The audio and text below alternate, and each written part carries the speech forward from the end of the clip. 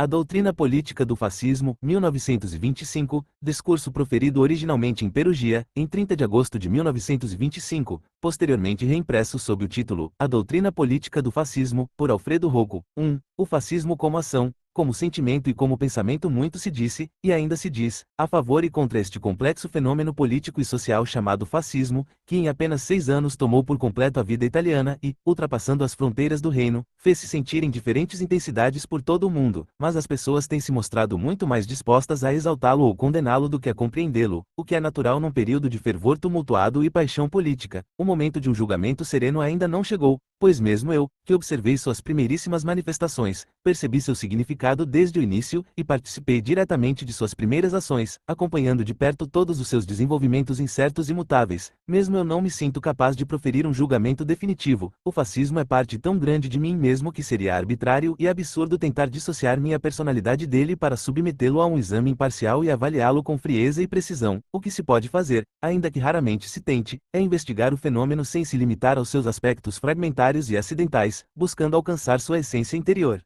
A tarefa pode não ser fácil, mas é necessária, e nenhuma ocasião é mais apropriada para tentá-la do que esta que me oferecem meus amigos de Perugia. Apropriada no tempo, porque, na inauguração de um curso de palestras dedicado sobretudo a ilustrar aquela antiga e gloriosa corrente da vida e da história da Itália que toma o nome do humilde Santo de Assis, pareceu natural relacioná-la à maior realização da Itália moderna, diferente em tantos aspectos do movimento franciscano, mas unida a ele pela mesma e poderosa corrente da história italiana.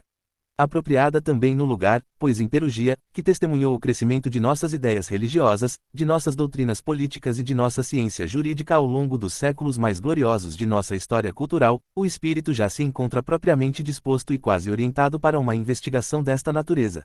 Perguntemo-nos, antes de tudo, se existe uma doutrina política do fascismo, se há algum conteúdo ideal no Estado fascista. Pois, para vincular o fascismo, tanto como conceito quanto como sistema, à história do pensamento italiano, e encontrar nela um lugar para ele, é preciso primeiro demonstrar que ele é pensamento, que é doutrina. Muitos não estão plenamente convencidos de que seja uma coisa ou outra, e não me refiro apenas àqueles, cultos ou incultos, conforme o caso, e muito numerosos em toda parte, que só conseguem enxergar nesta inovação política os seus aspectos locais e pessoais, e que conhecem o fascismo apenas pelo comportamento particular deste ou daquele fascista conhecido, deste ou daquele grupo de determinada cidade, gostando ou não do movimento conforme gostam ou não dos indivíduos que o representam. Tampouco me refiro àquelas pessoas inteligentes e cultas, muito inteligentes e muito cultas, de fato, que, por sua filiação direta ou indireta aos partidos desalojados pela ascensão do fascismo, têm um ressentimento natural contra ele e por isso são incapazes de ver, na cegueira do ódio, qualquer coisa de bom nele. Refiro-me antes àqueles, e a muitos também em nossas próprias fileiras, que conhecem o fascismo como ação e sentimento, mas ainda não como pensamento, que portanto têm intuição, mas não compreensão dele. É verdade que o fascismo é, acima de tudo, ação e sentimento, e que assim deve continuar a ser. Fosse de outro modo, não poderia manter essa imensa força motriz, esse poder renovador que hoje possui, e não passaria da meditação solitária de poucos escolhidos, apenas por ser sentimento e emoção, apenas por ser o despertar inconsciente do nosso profundo instinto racial, é que tem a força de agitar a alma do povo e liberar uma corrente irresistível de vontade nacional. Apenas por ser ação, e como tal se atualizar numa vasta organização e num enorme movimento, é que possui as condições para determinar o curso histórico da Itália contemporânea. Mas o fascismo é também pensamento, e possui uma teoria, parte essencial deste fenômeno histórico, em boa medida responsável pelos êxitos alcançados. É a esse conteúdo ideal do fascismo, a essa verdade da lógica fascista, que atribuímos o fato de que, embora cometamos muitos erros de detalhe, raramente erramos nos fundamentos, ao passo que todos os partidos de oposição, privados de um princípio informador e animador, de um conceito diretor único, frequentemente conduzem sua guerra sem falhas na tática miúda, mais bem treinados que somos nós nas manobras parlamentares e jornalísticas, mas invariavelmente fracassam nas questões importantes. O fascismo, aliás, considerado como ação, é um fenômeno tipicamente italiano que adquire validade universal justamente por conta da existência dessa doutrina coerente e orgânica. A originalidade do fascismo deve-se em grande parte à autonomia de seus princípios teóricos, pois mesmo quando, em seu comportamento externo e em suas conclusões, parece idêntico a outros credos políticos, possui na realidade uma originalidade interior devida ao novo espírito que o anima e a uma abordagem teórica inteiramente diferente. 2. Origens comuns e pano de fundo comum das doutrinas políticas modernas. Do liberalismo ao socialismo, o pensamento político moderno permaneceu, até tempos recentes, tanto na Itália quanto fora dela, sob o controle absoluto daquelas doutrinas que, procedendo da reforma protestante e desenvolvidas pelos adeptos do direito natural nos séculos XVII e XVIII, firmaram-se nas instituições e costumes das revoluções inglesa, americana e francesa. Sob formas diferentes e por vezes conflitantes, essas doutrinas deixaram uma marca determinante em todas as teorias e ações, sociais e políticas, dos séculos XIX e XX até o surgimento do fascismo. A base comum de todas essas doutrinas, que se estendem de Longuet, Buchanan e Althusser até Karl Marx, Wilson e Lenin, é uma concepção de sociedade e de Estado que chamarei de mecânica ou atomística. A sociedade, segundo essa concepção, é apenas a soma total de indivíduos, uma pluralidade que se decompõe em seus componentes singulares. Os fins de uma sociedade assim considerada, portanto, nada mais são que os fins dos indivíduos que a compõem e em cujo benefício ela existe. Uma visão atomística desse tipo é também necessariamente anti-histórica, na medida em que considera a sociedade em seus atributos espaciais e não temporais, reduzindo a vida social à existência de uma única geração. A sociedade torna-se assim uma soma de indivíduos determinados, isto é, a geração viva num dado momento. Essa doutrina, que chamo atomística e que se revela anti-histórica, esconde sob um véu enganador uma natureza fortemente materialista, pois, em seu esforço de isolar o presente do passado e do futuro, rejeita a herança espiritual de ideias e sentimentos que cada geração recebe das que a precederam e transmite às seguintes, destruindo assim a unidade e a própria vida espiritual da sociedade humana. Essa base comum revela a estreita conexão lógica entre todas as doutrinas políticas, a solidariedade substancial que une todos os movimentos políticos, do liberalismo ao socialismo, que até recentemente dominaram a Europa. Essas escolas políticas diferem entre si nos métodos, mas concordam quanto aos fins a alcançar. Todas consideram o bem-estar e a felicidade dos indivíduos como o objetivo da sociedade, esta considerada como composta pelos indivíduos da geração presente. Todas veem na sociedade e em sua organização jurídica, o Estado, mero instrumento e meio pelo qual os indivíduos alcançam seus fins, diferem apenas quanto aos métodos perseguidos para tal. Assim, os liberais insistem que a melhor maneira de garantir o bem-estar dos cidadãos como indivíduos é interferir o mínimo possível no livre desenvolvimento de suas atividades, cabendo ao Estado apenas coordenar essas liberdades de modo a garantir sua coexistência. Kant, sem dúvida o mais poderoso e rigoroso filósofo do liberalismo, dizia que o homem, que é o fim, não pode ter o valor de um instrumento, e que a justiça, cujo órgão específico é o Estado, é a condição pela qual a liberdade de cada um é condicionada pela liberdade dos demais, segundo a lei geral da liberdade. Tendo assim definido a tarefa do Estado, o liberalismo limita-se a exigir certas garantias que impeçam o Estado de ultrapassar suas funções de coordenador geral das liberdades e de sacrificar a liberdade dos indivíduos além do absolutamente necessário. Todos os esforços dirigem-se, portanto, a impedir que o governante, mandatário de todos, encarregado de realizar, através da liberdade, a felicidade harmoniosa de cada um, jamais se revista de poder indevido. Daí a criação de um sistema de freios e limitações destinado a manter os governantes dentro de certos limites, entre eles, primeiro e mais importante, o princípio da separação dos poderes, concebido como meio de enfraquecer o Estado em sua relação com o indivíduo, tornando impossível que o Estado jamais se apresente, em suas relações com os cidadãos, na plenitude total dos poderes soberanos, e também o princípio da participação dos cidadãos no poder legislativo, como meio de garantir, em favor do indivíduo, um controle direto sobre esse ramo, o mais forte, e um controle indireto sobre todo o governo do Estado.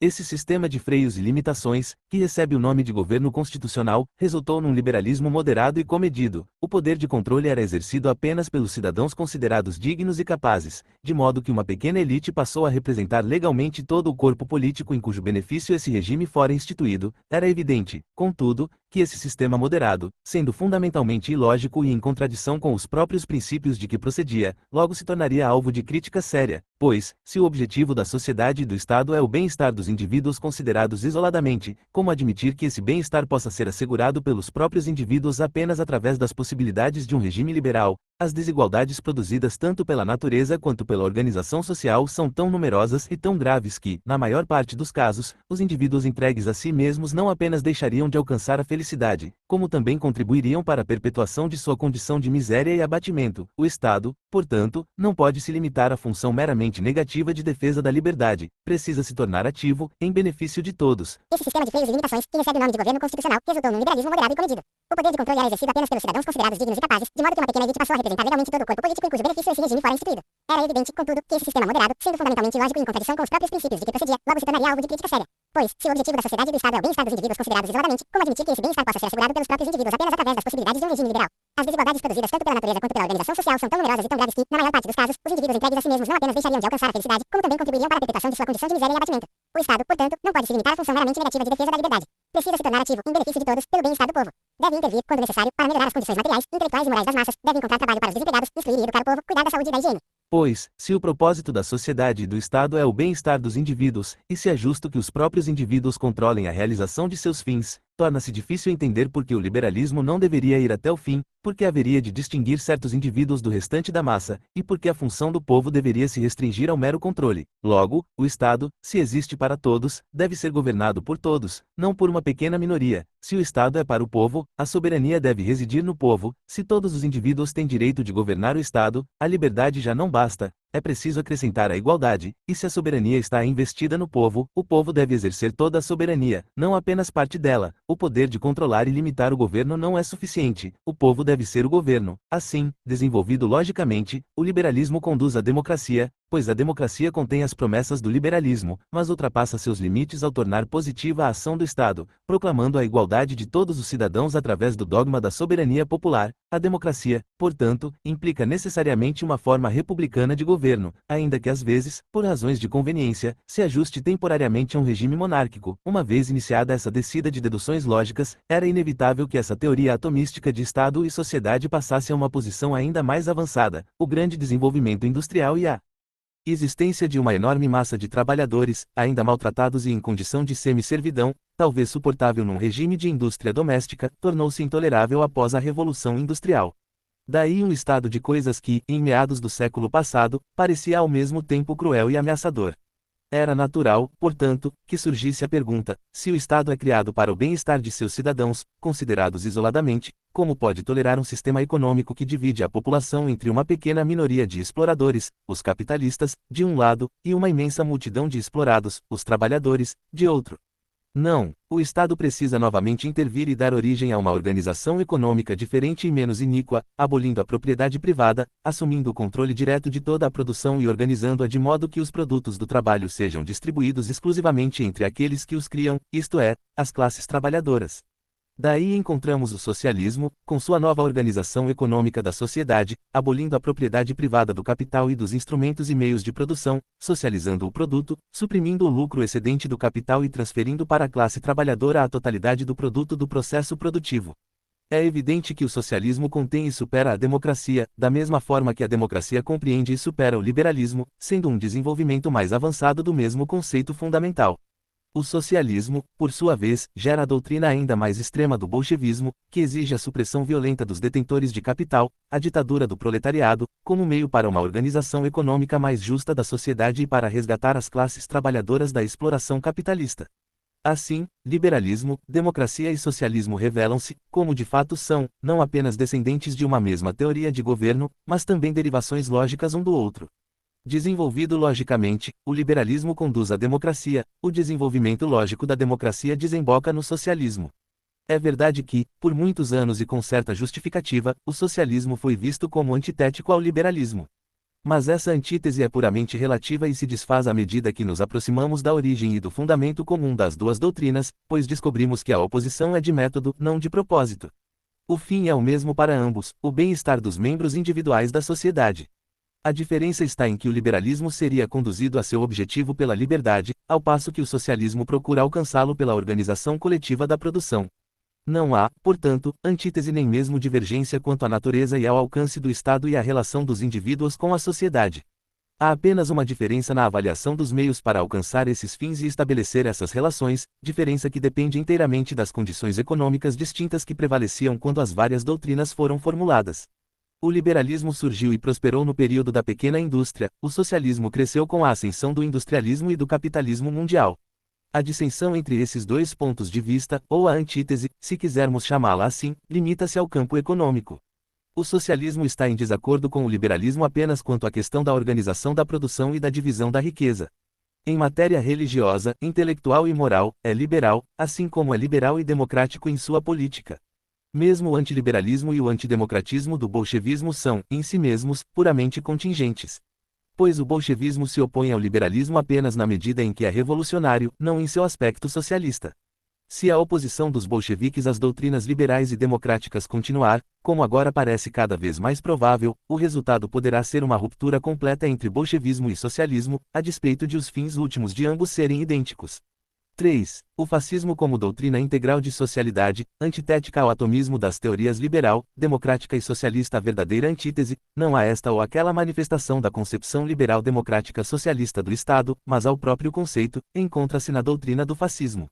Pois, enquanto o desacordo entre liberalismo e democracia, e entre liberalismo e socialismo, reside numa diferença de método, como dissemos, a ruptura entre socialismo, democracia e liberalismo de um lado, e o fascismo de outro, é causada por uma diferença de conceito. De fato, o fascismo jamais levanta a questão dos métodos, usando em sua praxis política ora meios liberais, ora meios democráticos, e às vezes até recursos socialistas. Essa indiferença ao método frequentemente expõe o fascismo à acusação de incoerência por parte de observadores superficiais, que não percebem que o que conta para nós é o fim, e que, portanto, mesmo quando empregamos os mesmos meios, agimos com uma atitude espiritual radicalmente diferente e buscamos resultados inteiramente distintos. O conceito fascista de nação, do alcance do Estado e das relações entre a sociedade e seus componentes individuais rejeita inteiramente a doutrina que, disse eu, procede das teorias de direito natural desenvolvidas ao longo dos séculos XVI, XVII e XVIII, e que formam a base da ideologia liberal, democrática e socialista. Não tentarei aqui expor essa doutrina, mas me limitarei a um breve resumo de seus conceitos fundamentais. O homem,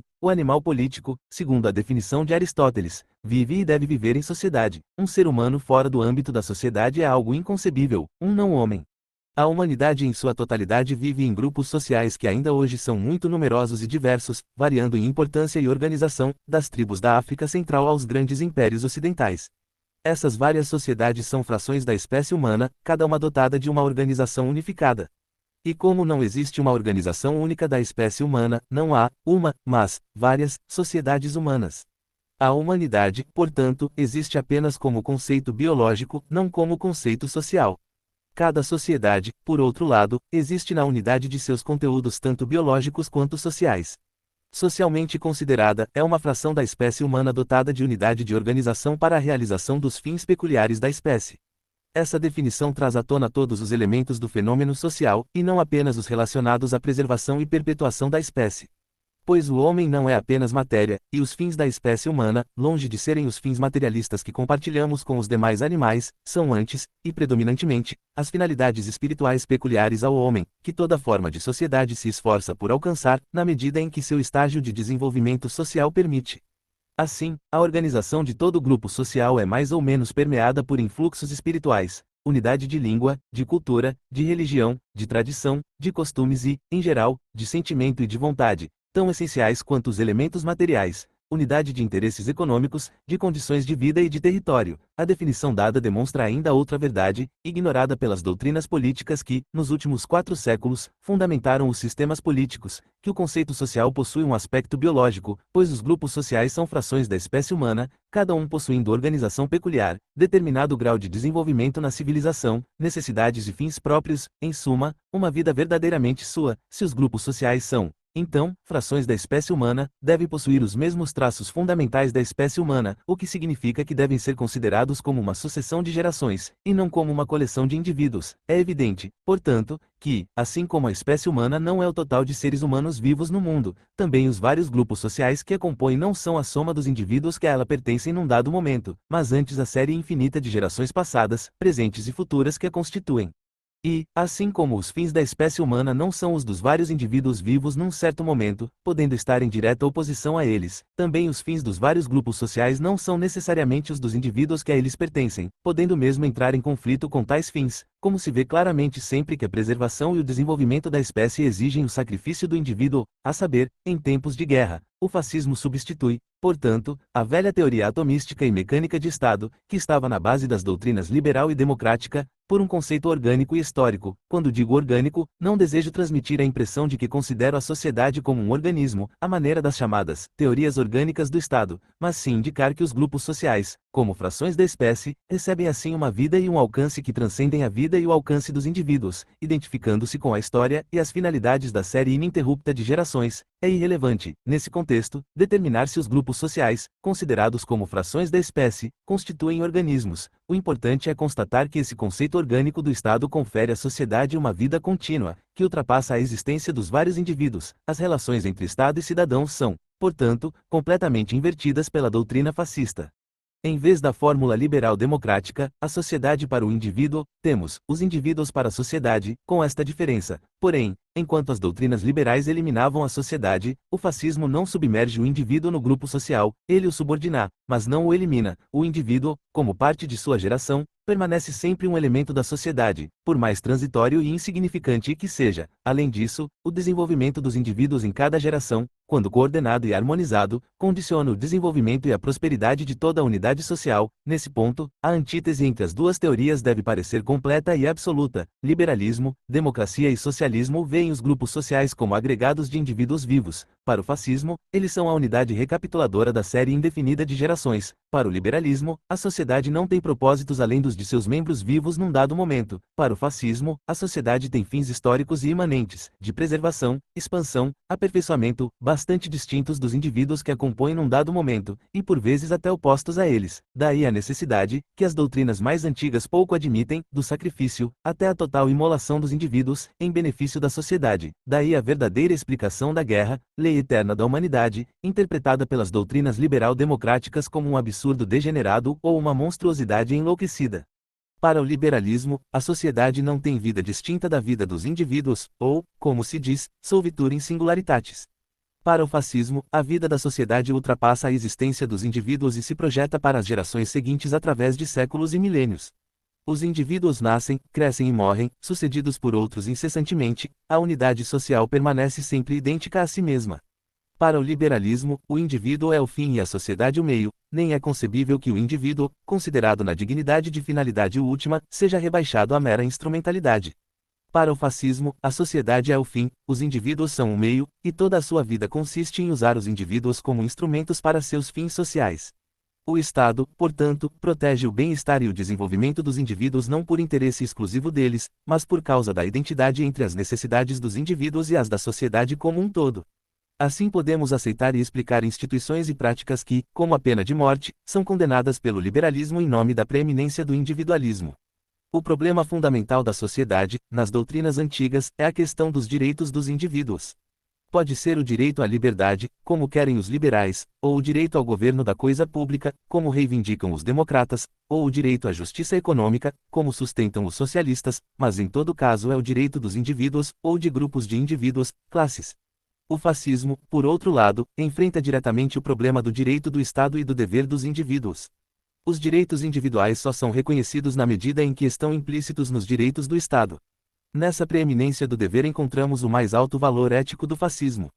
4. Os problemas da liberdade, do governo e da justiça social na doutrina política do fascismo. Isso não significa, porém, que os problemas levantados pelas outras escolas sejam ignorados pelo fascismo. Significa apenas que ele os enfrenta e os resolve de modo diferente, como, por exemplo, o problema da liberdade. Existe uma teoria liberal da liberdade, e existe um conceito fascista de liberdade. Pois também nós sustentamos a necessidade de resguardar as condições que permitem o livre desenvolvimento do indivíduo, também acreditamos que a opressão da personalidade individual não tem lugar no Estado moderno. Não aceitamos, contudo, uma declaração de direitos que torne o indivíduo superior ao Estado e o capacite a agir em oposição à sociedade. Nosso conceito de liberdade é que o indivíduo deve ter permissão para desenvolver sua personalidade em benefício do Estado, pois esses elementos efêmeros e infinitesimais da vida complexa e permanente da sociedade determinam, por seu crescimento normal, o desenvolvimento do Estado. Mas esse crescimento individual deve ser normal. Um desenvolvimento desproporcional do indivíduo ou de classe seria tão fatal à sociedade quanto crescimentos anormais o são aos organismos vivos. A liberdade, portanto, é devida ao cidadão e às classes na condição de que a exerçam no interesse da sociedade como um todo, e dentro dos limites impostos pelas exigências sociais, sendo a liberdade, como qualquer outro direito individual, uma concessão do Estado. O que digo sobre as liberdades civis aplica-se igualmente à liberdade econômica. O fascismo não considera a doutrina da liberdade econômica um dogma absoluto. Não remete os problemas econômicos às necessidades, aos interesses ou às soluções individuais. Ao contrário, considera o desenvolvimento econômico, e especialmente a produção de riqueza, uma questão eminentemente social, sendo a riqueza, para a sociedade, elemento essencial de poder e prosperidade. Mas o fascismo sustenta que, no curso normal dos eventos, a liberdade econômica melhor serve aos propósitos sociais, que é proveitoso confiar à iniciativa individual a tarefa do desenvolvimento econômico, tanto na produção quanto na distribuição, que, no mundo econômico, a ambição individual é o meio mais eficaz para obter os melhores resultados sociais com o menor esforço. Também na questão da liberdade econômica, portanto, os fascistas diferem fundamentalmente dos liberais, estes veem na liberdade um princípio, os fascistas a aceitam como método. Os liberais reconhecem a liberdade no interesse dos cidadãos, os fascistas a concedem no interesse da sociedade. Em outras palavras, os fascistas fazem do indivíduo um instrumento econômico para o avanço da sociedade, instrumento que utilizam enquanto funciona e que subordinam quando não é mais útil. Dessa forma, o fascismo resolve o eterno problema da liberdade econômica e da interferência do Estado, considerando ambas como meros métodos, que podem ou não ser empregados conforme as necessidades sociais do momento. O que disse sobre o liberalismo político e econômico aplica-se também à democracia. Esta encara fundamentalmente o problema da soberania, o fascismo também, mas de maneira inteiramente diferente. A democracia investe a soberania no povo, isto é, na massa de seres humanos. O fascismo descobre que a soberania é inerente à sociedade quando esta se organiza juridicamente como Estado. A democracia, portanto, entrega o governo do Estado à multidão de homens vivos para que a usem em favor de seus próprios interesses. O fascismo insiste em que o governo seja confiado a homens capazes de se elevar acima de seus interesses privados e de realizar as aspirações da coletividade social, considerada em sua unidade e em sua relação com o passado e o futuro. O fascismo, portanto, não apenas rejeita o dogma da soberania popular, substituindo-o pelo da soberania do Estado, como também proclama que a grande massa dos cidadãos não é um defensor adequado dos interesses sociais, pela razão de que a capacidade de ignorar os interesses privados individuais em favor das exigências superiores da sociedade e da história é um dom muito raro, privilégio de poucos escolhidos. A inteligência natural e o preparo cultural são de grande valia nessas tarefas. Talvez ainda mais valiosa seja a intuição das mentes verdadeiramente grandes, seu tradicionalismo, suas qualidades herdadas. Isso não deve, no entanto, ser interpretado como significando que as massas não devam exercer influência alguma sobre a vida do Estado. Pelo contrário, entre povos de grande história e nobres tradições, mesmo os elementos mais baixos da sociedade possuem um discernimento instintivo sobre o que é necessário ao bem-estar da raça, discernimento que, em momentos de grande crise histórica, revela-se quase infalível. É, portanto, tão sábio oferecer a esse instinto os meios de se manifestar quanto é criterioso confiar o controle normal da coisa pública a uma elite seleta. Quanto ao socialismo, a doutrina fascista reconhece francamente que o problema por ele levantado, as relações entre capital e trabalho, é muito sério, talvez o central da vida moderna. O que o fascismo não admite é a solução coletivista proposta pelos socialistas. O principal defeito do método socialista foi claramente demonstrado pela experiência dos últimos anos. Ele não leva em conta a natureza humana, estando por isso fora da realidade, ao recusar-se a reconhecer que a mola mais poderosa das atividades humanas está no interesse próprio do indivíduo, e que, portanto, a eliminação desse interesse do campo econômico resulta em paralisia completa. A supressão da propriedade privada do capital carrega consigo a supressão do próprio capital, pois o capital é formado por poupança, e ninguém desejará poupar, preferindo consumir tudo o que ganha, se souber que não poderá conservar e transmitir a seus herdeiros os resultados de seu trabalho. A dispersão do capital significa o fim da produção, já que o capital, seja qual for seu dono, é sempre uma ferramenta indispensável de produção. A organização coletiva da produção é, portanto, seguida pela paralisia da produção, pois, ao eliminar do mecanismo produtivo o incentivo do interesse individual, o produto torna-se mais raro e mais caro. O socialismo, então, como a experiência demonstrou, conduz ao aumento do consumo, à dispersão do capital e, portanto, à pobreza. De que adianta, então, construir uma máquina social que distribua a riqueza de modo mais justo, se essa mesma riqueza é destruída pela própria construção dessa máquina? O socialismo cometeu um erro irreparável ao tratar a propriedade privada como uma questão de justiça, quando na verdade é um problema de utilidade social. O reconhecimento dos direitos de propriedade individual, portanto, faz parte da doutrina fascista não por seu peso individual, mas por sua utilidade social. Devemos, portanto, rejeitar a solução socialista, mas não podemos permitir que o problema levantado pelos socialistas permaneça sem solução, não apenas porque a justiça exige uma solução, mas também porque a persistência desse problema nos regimes liberais e democráticos tem representado uma ameaça à ordem pública e à autoridade do Estado. A autodefesa de classe, ilimitada e irrestrita, manifestada em greves e lockouts, boicotes e sabotagens, conduz inevitavelmente à anarquia. A doutrina fascista, ao estabelecer a justiça entre as classes em conformidade com uma necessidade fundamental da vida moderna, elimina a autodefesa de classe que, como a autodefesa individual nos tempos da barbárie, é fonte de desordem e de guerra civil. Reduzido o problema a esses termos, apenas uma solução é possível: a realização da justiça entre as classes por meio do Estado. Séculos atrás, o Estado, como órgão específico da justiça, aboliu a autodefesa pessoal nas controvérsias individuais e a substituiu pela justiça estatal. Chegou agora o momento em que a autodefesa de classe também deve ser substituída pela justiça do Estado. Para facilitar essa mudança, o fascismo criou seu próprio sindicalismo. A supressão da autodefesa de classe não significa a supressão da defesa de classe, que é necessidade inalienável da vida econômica moderna. A organização de classe é um fato que não pode ser ignorado, mas deve ser controlado, disciplinado e subordinado pelo Estado. O sindicato, em vez de ser, como antes, um órgão de defesa extralegal, deve tornar-se um órgão de defesa legal, que se tornará defesa judicial assim que os conflitos trabalhistas passarem a ser resolvidos judicialmente. O fascismo, assim, transformou o sindicato, antigo instrumento revolucionário dos socialistas sindicalistas, num instrumento de defesa legal das classes, dentro e fora dos tribunais. Essa solução pode encontrar obstáculos em seu desenvolvimento, os obstáculos da malevolência, da desconfiança diante do inédito, do cálculo errôneo, etc., mas está destinada a triunfar, ainda que precise avançar por etapas progressivas. Vê valor histórico da doutrina do fascismo. Eu poderia levar essa análise mais adiante, mas o que já foi dito basta para mostrar que o surgimento de uma ideologia fascista já evidencia uma revolução no campo intelectual tão poderosa quanto a transformação trazida, nos séculos 17 e 18, pelo surgimento e difusão daquelas doutrinas de uso natural e conhecidas como filosofia da Revolução Francesa. A filosofia da Revolução Francesa formulou certos princípios cuja autoridade, incontestada por um século e meio, pareceu tão definitiva que lhes foi atribuído o caráter de imortalidade. A influência desses princípios foi tão grande que determinou a formação de uma nova cultura, de uma nova civilização.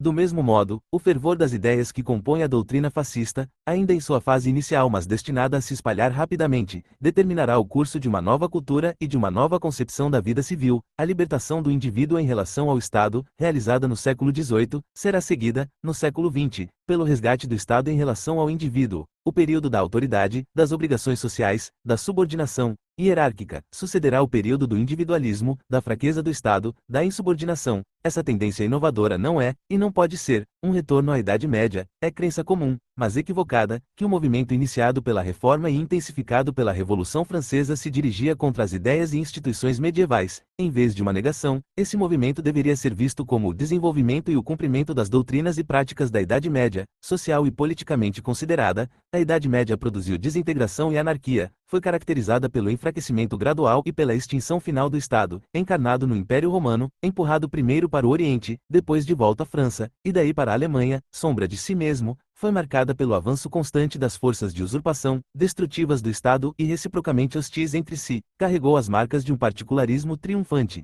Portanto, o movimento individualista e antissocial dos séculos 17 e 18 não se dirigia contra a Idade Média, mas contra a restauração do Estado pelas grandes monarquias nacionais. Se esse movimento destruiu instituições medievais que haviam sobrevivido à própria Idade Média e se enxertado nos novos estados, isso foi consequência da luta travada primordialmente contra o Estado. O espírito do movimento era decididamente medieval. A novidade estava no ambiente social em que operava e em sua relação com os novos desenvolvimentos econômicos. O individualismo dos senhores feudais, o particularismo das cidades e das corporações foram substituídos pelo individualismo e pelo particularismo da burguesia e das classes populares. A ideologia fascista, portanto, não pode voltar-se para a Idade Média, da qual é negação completa. A Idade Média significa desintegração. O fascismo, se é alguma coisa, é sociabilidade. É, quando muito, o início do fim da Idade Média, prolongada 4 séculos além do fim normalmente estabelecido para ela, e revivida pela anarquia social-democrática dos últimos 30 anos. Se o fascismo olha para trás em algum sentido, é antes na direção da Roma antiga, cujas tradições sociais e políticas, à distância de 15 séculos, estão sendo revividas pela Itália fascista. Tenho plena consciência de que o valor do fascismo como movimento intelectual intriga muitos de seus próprios seguidores e apoiadores, e é negado categoricamente por seus inimigos. Não há má fé nessa negação, a meu ver, mas antes uma incapacidade de compreender. A ideologia liberal-democrática socialista dominou de forma tão completa e por tanto tempo a cultura italiana que, na mente da maioria das pessoas por ela formadas, assumiu o valor de uma verdade absoluta, quase a autoridade de uma lei natural.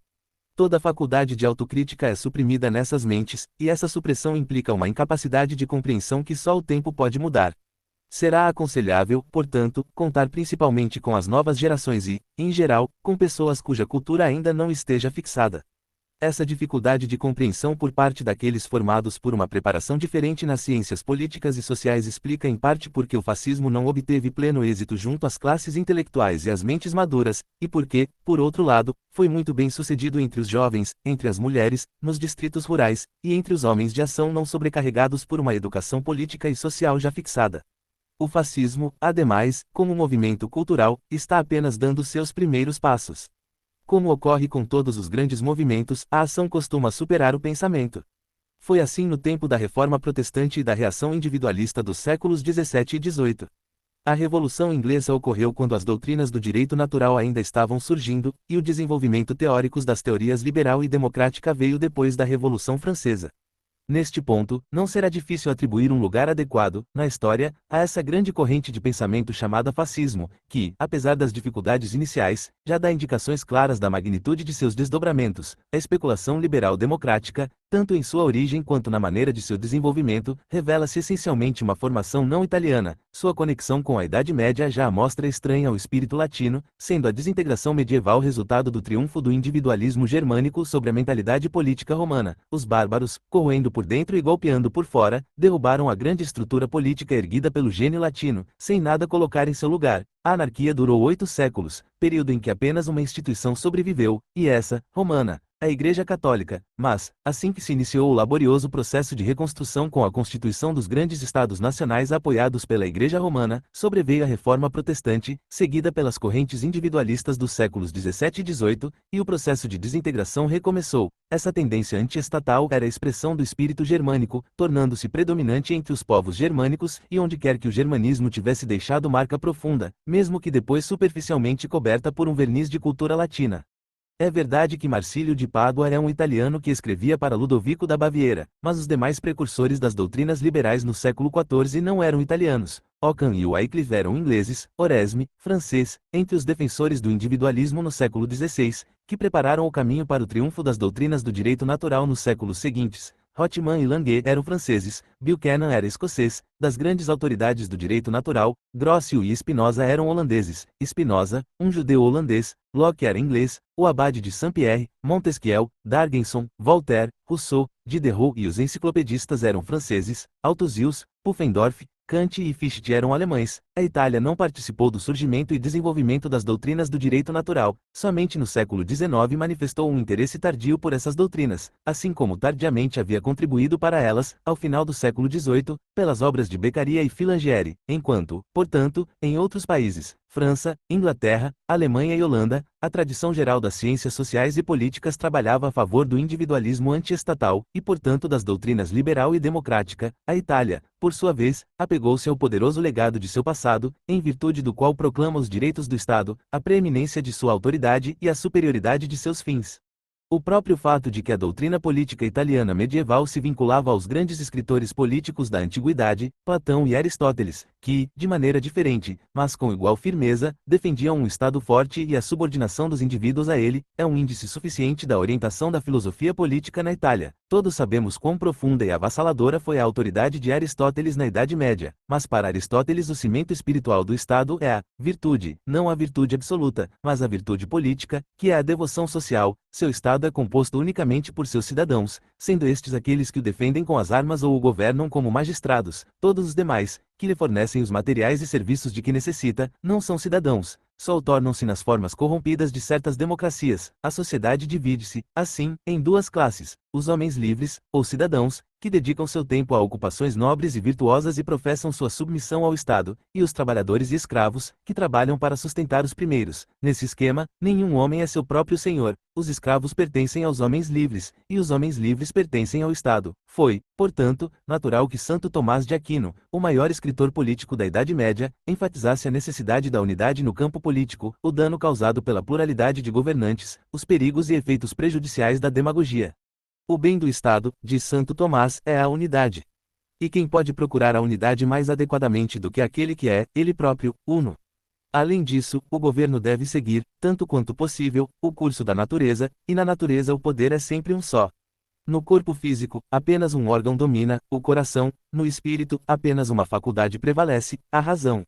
As abelhas têm um único governante, e o universo inteiro um único soberano, Deus. A experiência mostra que os países governados por muitos perecem por discórdia, enquanto aqueles governados por um só desfrutam de paz, justiça e fartura. Os estados que não são governados por um só são atormentados por dissensões e labutam incessantemente. Ao contrário, os estados governados por um único rei gozam de paz, prosperam em justiça e são agraciados pela abundância. O governo das multidões não pode ser sancionado, pois onde a multidão governa, ela oprime os ricos como faria um tirano. A Itália, na Idade Média, apresentava um fenômeno curioso, enquanto, na prática, a autoridade do Estado se dissolvia numa multiplicidade de soberanias em competição, a teoria da unidade e da autoridade do Estado permanecia viva na mente dos pensadores pela memória da tradição imperial romana. Foi essa memória que sustentou, por séculos, a ficção do Império Romano Universal, quando na realidade ele já não existia. O de monarquia de Dante deduziu a teoria desse império, concebido como a unidade de um Estado forte.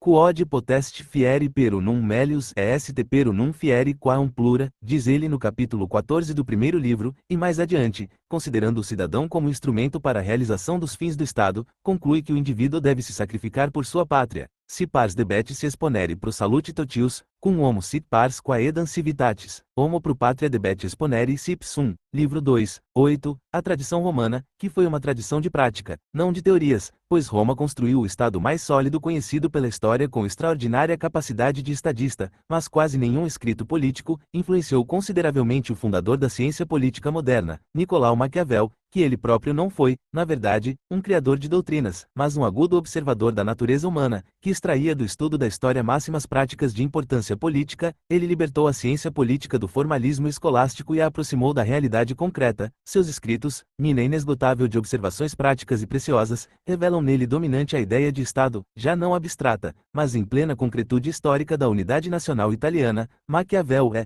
portanto, não apenas o maior dos escritores políticos modernos, mas também o maior de nossos compatriotas na plena posse de uma consciência nacional italiana.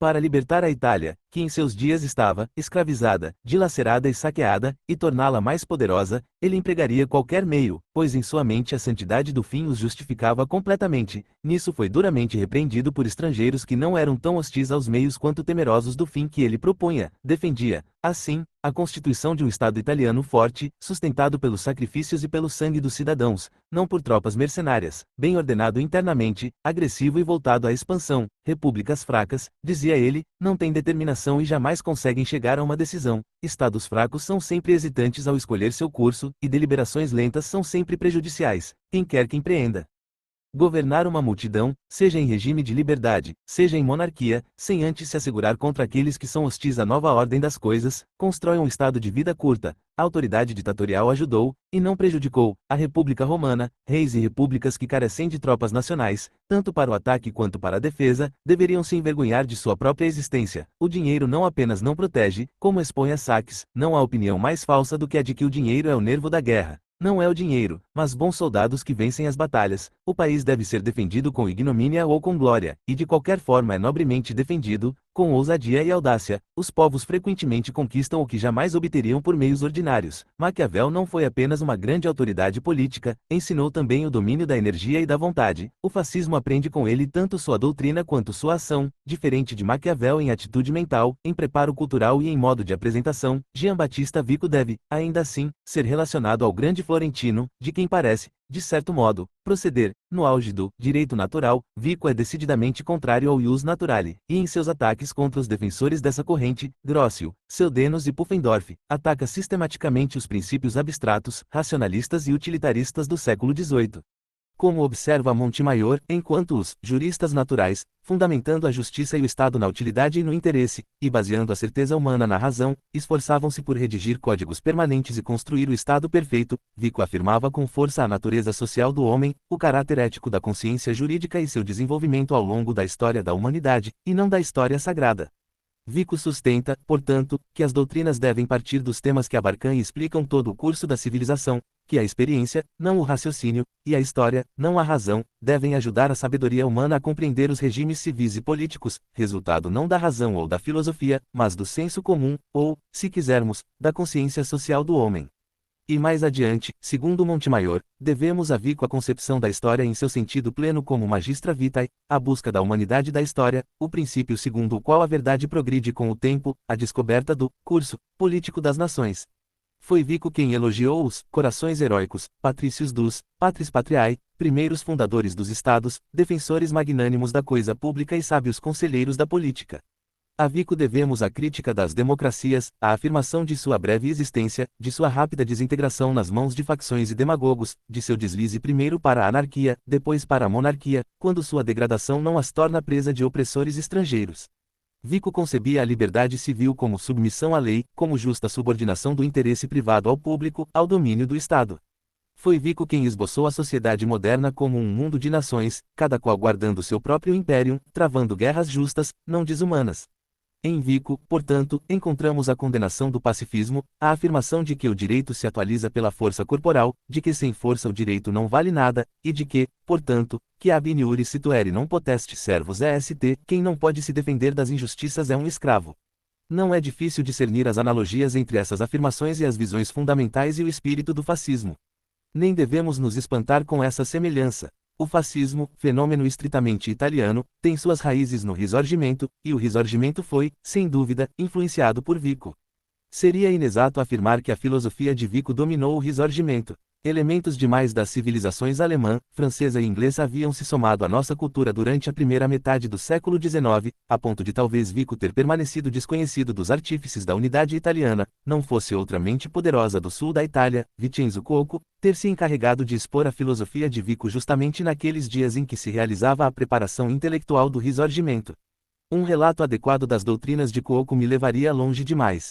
Montemayor, no artigo citado, dedica-lhes considerável atenção. Cita, entre outras coisas, a acusação de Cuoco contra a democracia. A Itália foi maltratada pela democracia, que fez murchar até a raiz as três plantas sagradas da liberdade, da unidade e da independência. Se quisermos ver essas árvores florescerem novamente, devemos protegê-las, no futuro, da democracia. A influência de Cuoco, exilado em Milão, exercida através de seus escritos, de seus artigos de jornal e da propaganda vichiana, sobre os patriotas italianos, é universalmente reconhecida. Entre os leitores regulares de seu jornal italiano, encontramos Monti e Foscolo. Recortes de seus artigos eram guardados por Mazzini e Manzoni, que muitas vezes lhe serviu de secretário, chamava-o de seu mestre em política. A influência da tradição italiana, resumida e transmitida por Cuoco, foi sentida por Mazzini, cuja interpretação da função do cidadão como dever e missão se conecta antes à doutrina de Vico do que às doutrinas filosóficas e políticas da Revolução Francesa. Dizia Mazzini que a formação para o dever social é, essencial e logicamente, unitária. A vida, para ela, é apenas um dever, uma missão. A norma e a definição de tal missão só podem ser encontradas num termo coletivo superior a todos os indivíduos do país, no povo, na nação. Se há uma missão coletiva, uma comunhão de dever, ela só pode se representar na unidade nacional.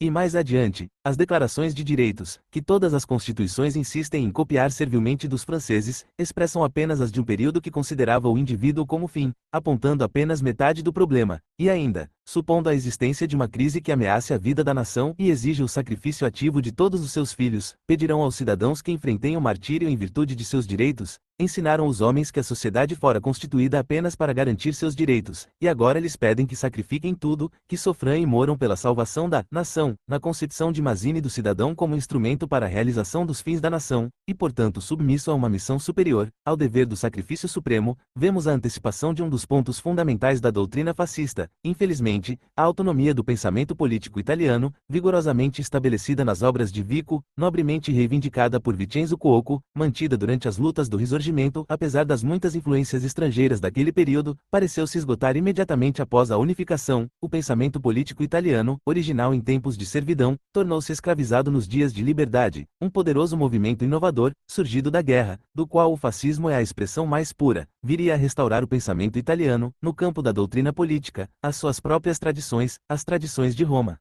Essa tarefa de libertação intelectual, hoje lentamente cumprida, não é menos importante do que a libertação política trazida pela Revolução Fascista. É uma grande tarefa que dá continuidade e completa o Risorgimento. É ela que agora está pondo fim, após o término de nossa servidão política, à dependência intelectual da Itália. Graças a isso, a Itália volta a falar ao mundo, e o mundo escuta a Itália. É uma grande tarefa e uma grande obra, e exige grandes esforços. Para levá-la adiante, Cada um de nós deve se libertar da escória de ideias e hábitos mentais que 2 séculos de tradição intelectual estrangeira acumularam sobre nós. Devemos não apenas adotar uma nova cultura, mas criar para nós mesmos uma nova alma. Devemos contribuir, metódica e pacientemente, para a elaboração orgânica e completa de nossa doutrina, sustentando-a ao mesmo tempo, dentro e fora do país, com devoção incansável. Pedimos esse esforço de renovação e colaboração a todos os fascistas, e a todos os que se sentem italianos. Depois da hora do sacrifício, vem a hora do esforço inabalável. Ao trabalho, então, compatriotas, pela glória da Itália. Fonte: Discurso de Alfredo Rocco em Perugia, 30 de agosto de 1925, publicado sob o título The Political Doctrine of Fascism, versão em inglês consultada, tradução próxima, em prosa corrida, sem inserção de comentário analítico.